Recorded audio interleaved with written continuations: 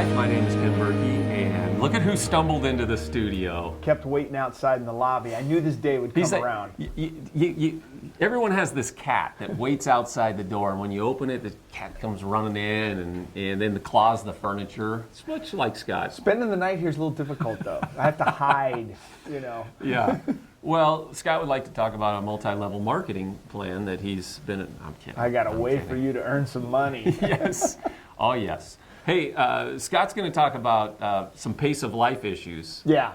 Do you have some? Well, I think everybody does. Yeah. I think everybody does. You know, pace of life is an interesting topic because we live in a very fast-moving society without a lot of clear priorities, and so it creates people moving very fast, but are we accomplishing anything? Right. And I think we've all felt that way before, where it's like, wow, I was busy all week, but what really happened? Right, and I think the thing about the pace of life of issues within our culture is we have so many good things. It's not really, the bad stuff necessarily, but we have so many good things to get a part of, to be a part of, that we slowly but surely keep saying, I'm going to commit myself to this, and this, and pretty soon we're completely overwhelmed. Yeah.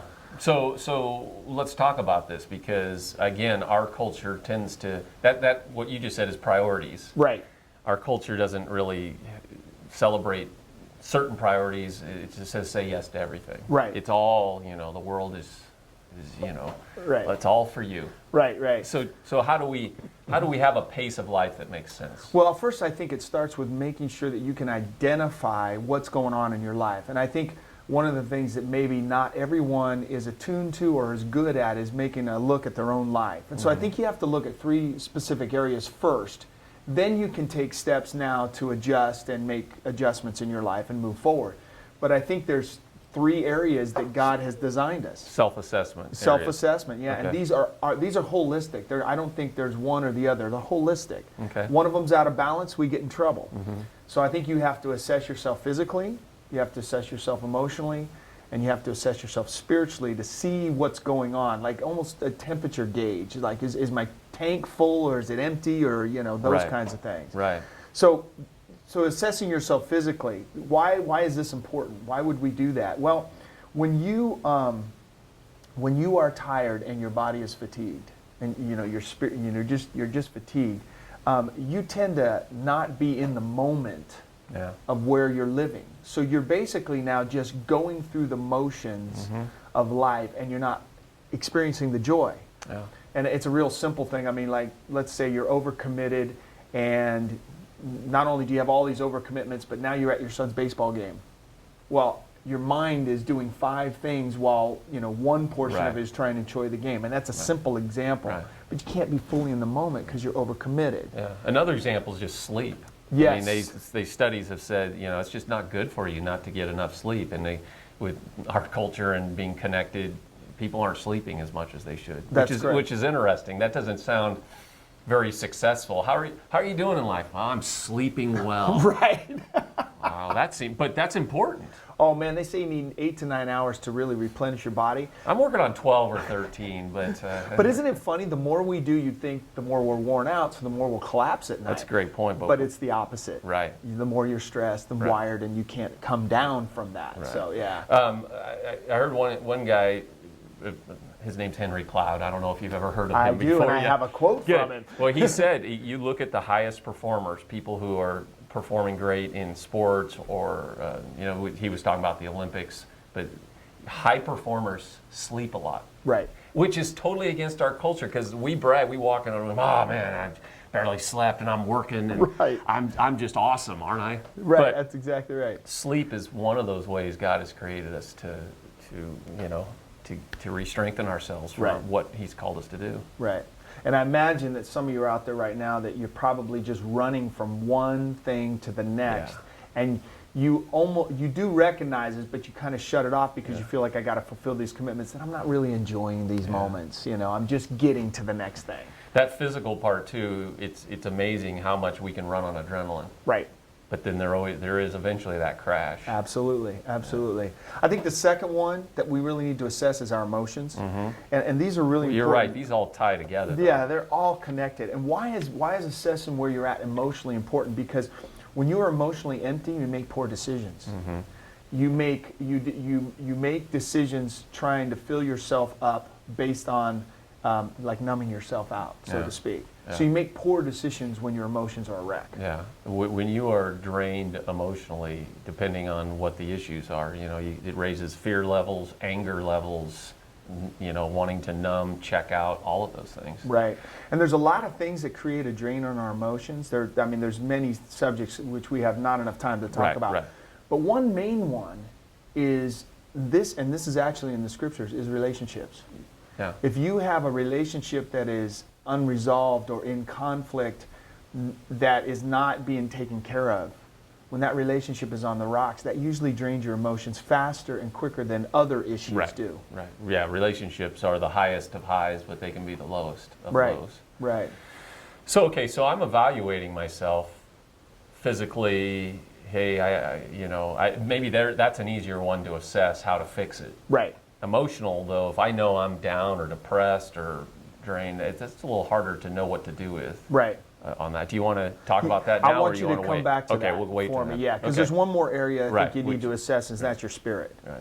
Right. We've been created physically, emotionally, and spiritually. And paying attention to your soul is important. Mm-hmm. And I think a lot of times people don't see that as a necessity. Right. But it really is, because I believe that there's this longing in your heart for something to connect with something higher, Yeah. something greater. And when we don't pay attention to that, it creates a lot of problems in our life. And here's the thing, these all three work together. Yeah, definitely. So you can't just put one Right. aside. Well, I think spiritually, our culture kind of ignores that. And so the Bible has a great principle of just taking time, weekly and daily, taking time to refuel spiritually. Right. And one of the signs that you're not paying attention to your soul, and this is the most basic of signs, is you have a lack of contentment. That is one of the most basic signs. You have a lack of contentment. You're not paying enough attention to your spirit, your soul. Wow. So you said physically and emotionally and spiritually, and when those things aren't good, right, there's one more thing that affects our relationships. Oh, it affects, yeah. So relationally, but if those things are heading in the right direction, it'll affect our relationships in a good way. Absolutely. So, and it affects a lot of just the joy of life, right, the experience, right. The whole thing. But in ultimately, joy of life, because we've been talking about a lot, is our connection with God and with one another. So when we're at our best physically, emotionally, and spiritually, we're going to be at our best in what we were created for. Right. So once we assess this, okay, so I'm sitting here, let me just use me as an example. Sure. Okay, I need to get more sleep, or I know I'm physically tired, or emotionally, I've been down or discouraged, and then spiritually, okay, yeah, I'm not content. So what do I do with that? Okay, well, because now I'm just totally hopeless. Yeah, whoever's watching is like, oh my goodness, Thanks for the self-assessment, Scott. Well, it's interesting because the Bible gives us very specific and basic things to help us, but very powerful. One of the most powerful tools that Jesus said, it says, let your yes be yes and your no be no. In other words, take control of your life. Mm-hmm. You have the ability to say, yes, I can do this, and no, I can't do this. Right. And I think that is one of the basic things for all of us that we struggle with is we say too many yeses when we really haven't thought about it, and maybe it should be a no. Yeah, and I think we say yes for a few reasons. We say yes because maybe we're in a job or a position where saying yes will advance us or help us succeed, and so yes, I want to. Or maybe we're saying yes because we don't want somebody to be mad at us, or we don't want to disappoint someone.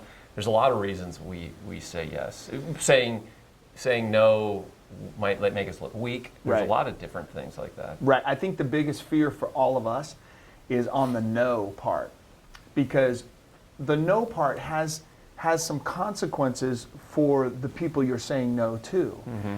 But you have to get in a comfortable place where you are okay with saying no to good people over good things. Because you're going to disappoint them. Right.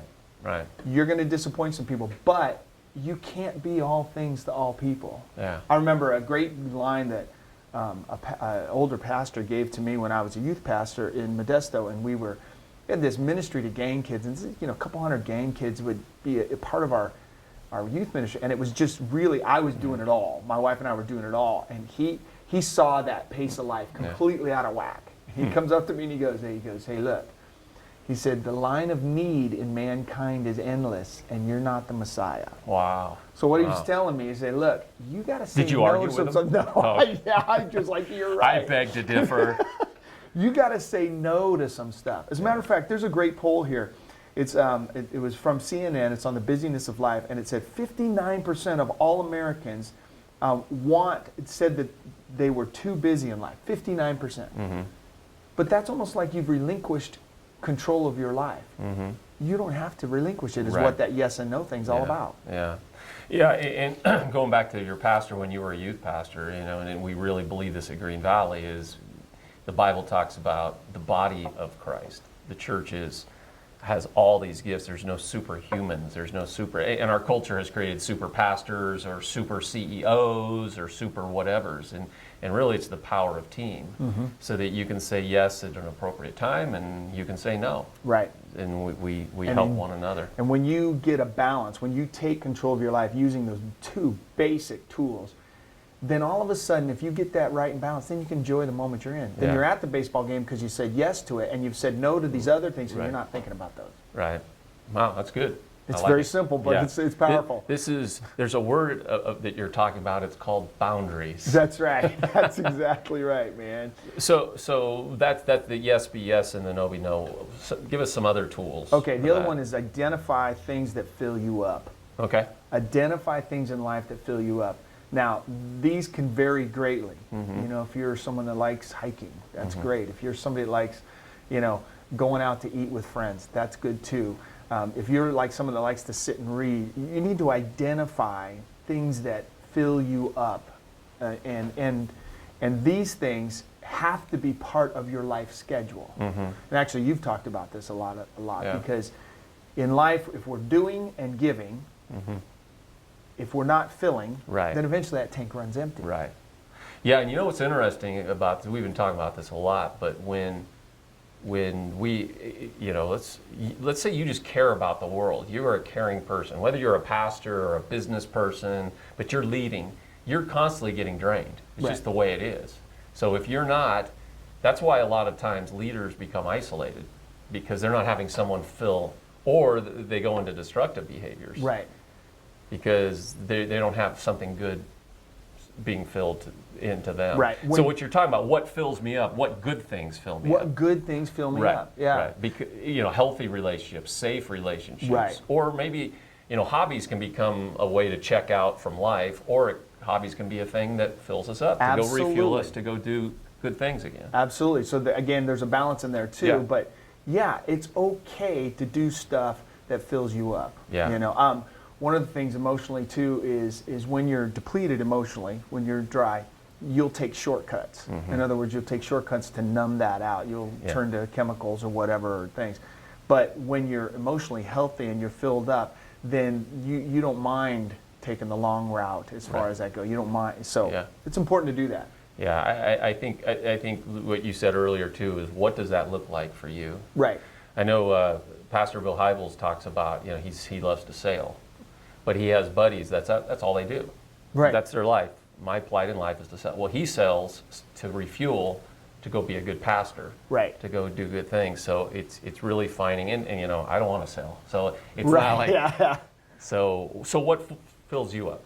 Well, I mean, for me, there's many things that I try to put in my exercise, and it's specifically not weightlifting like intense, but I do a little bit of that. But walking, walking's a big deal to me. I'll do that about 4 or 5 times a week, maybe twice a day sometimes. For some reason, that clears my head. So for me, that's great. Yeah. Relationships, of course, for me always fill me up. Yeah. So if I have opportunity to have fun with a person who I enjoy, I'm going to do that. That's good for me. I also like some quiet time too. Yeah. Reading, whether it's before bed or whether it's outside at a period of time, I like that. Those things fill me up, and I've noticed a significant difference in how I approach life if I'm having those as a regular thing in my life. The key there though is again, this isn't off tangent, but it's because you have a purpose in life, those things are important to do. Absolutely. Those aren't your purpose in life. That's correct. And there's a difference. I like that. Yeah. I like that a lot. The way I get refueled is through gymnastics. And especially the kind where you twirl and what is that called? I don't know. It's a half gainer with a full twist? Yeah, or is that ice skating? That's ice skating. That was your previous profession. I'm a tremendous triple cow sow guy. Oh yeah, you are the man, dude. No, I like it when you hold those guys up. I mean, or the girls? Yeah, it's girls. No, again, it's important. For me, it's exercise. For me, it is quiet time like that. It's just finding those moments where you can kind of fill up, but again, you have to fill up because there's a purpose out there. Right. And that's another thing I think where it comes to these emotions and physically and having boundaries. The way you don't need boundaries if you don't have any purpose. Right, exactly. But it seems like once you decide, hey, I want to help, I want to serve, I want to be good at what God's created me to be good at, then boundaries become very important. Your yes be yes and your no be no's. Right, and I think I want to jump on what you said because we were really designed for God to fill us here and then for us to empty and then God to fill us and empty out to others. God fills us, we empty out to others. That's really the way we're designed. Yeah. So if you keep that going like this, man, life becomes a whole. Well, and one more thing, God's filling you and then you're going out, but also God designed us for relationships. So what you said about healthy relationships, they're filling you up too. If you only have draining relationships. Right. Then, and again, if you're leading, if you're a boss, if you're in the work, you're going to have draining relationships. Absolutely. It's not about not having them. It's just you better have some people in your life that fill you up. Bill Hybels gave a statistic on the relationship aspect, filling you up. He said, for every one draining relationship, you have to have 3 refilling relationships. Yeah. Wait a minute, let me look in the room. Well, there's one draining right there. Oh, wow. There's 2 draining. Yeah, I was going to say, I need to leave right now. You people are killing me. So that's a tough ratio. Yeah, it is a tough ratio. So you have to be real careful. But it shows you the value of the time we need to take to invest in healthy relationships. That's right. People who value you and safe people like that. So. Right. Cool. We'll wrap this up. There's 3 minutes of this. So okay. Well, the last one is just. You want to take an offering? Yeah. Give attention to your soul. Yeah. Give attention to your soul. Oh yeah. We okay. Yeah. David said this in Psalms 23, famous passage. I encourage you to read it. If you've never read it, just pick up the Bible and go to Psalms 23. Read that because in there in verse 3, he says, he leads me beside the still waters. He restores my soul. So there's this principle of being with God or connecting with God that restores your soul. Why is restoring your soul so important? Is because life has troubles. Yeah. Life has a way of beating down your soul. It has a way of distracting your soul and hurting your soul, damaging it. When we connect with God on a level that we want to connect with, it restores our soul. This is God's desire. He wants to restore that in you. So I think that's pretty powerful. And again, how we do that is different too. Yeah. Some people like to listen to music that connects them with God, like worship music or something to that effect. Some people are very heavy in the scriptures, they read that. Some people like to go out in nature and just meditate on God's creation. But there's all different ways to connect and let God restore your soul. Yeah, I think of Jesus' words, come to me all who are weary and beaten up. Well, that's all. That's mankind. That's right. But when we come to Him, we discover that you said emotional peace. We'll discover more of an emotional peace. It restores our soul. And then physically, when that's happening, we sleep better. Oh, yeah. Everything's better because there's less stress. So this all, like you said, it's all interconnected. Deeply connected. And I think the great thing about the restore your soul side is on God's side of the equation, that's what He wants to do. That's His desire. Yeah. He wants to be a part of your life. Yeah. And I think when people get a perception of God, they think that, okay, all of it is about me doing what He wants. No. There's a whole other piece about what He wants to do for you. Right. And so I think it's important for you to pay attention to your God soul. wants to do these things for us. Yeah. He wants what's best for your life. Yeah. Cool. Awesome. Yeah. Anything else, or is that it? Well, I think we could talk about this for a long time. I know. But I think just for the basics, for those that maybe are struggling right now, I think the first one is do the evaluation and think about where am I at physically, emotionally, spiritually, and then start with the yes or no. Yeah. And then I would just add one more is don't try to do this alone. That's a good one. That's good. Yeah. That's why coming to church is such an important thing because it connects you with other healthy people. You can bounce stuff off. Hey, I'm struggling in this area, and you don't try to do this alone. Right. Cool. Yeah. Thank you. Great topic. You bet, yeah. Well, we could talk about this every time. Oh man, this is great stuff. Yeah. Right. Yeah. Right. And our studio audience seems to be very intrigued by this too. So thank you very much. Yeah. Thanks, the two draining relationships. Yes. Yeah. Well, we're out of here. I don't want. Yeah. Thanks, man. Hey, bet. thanks for being with us here on The Basics of Life, and we will see you next time.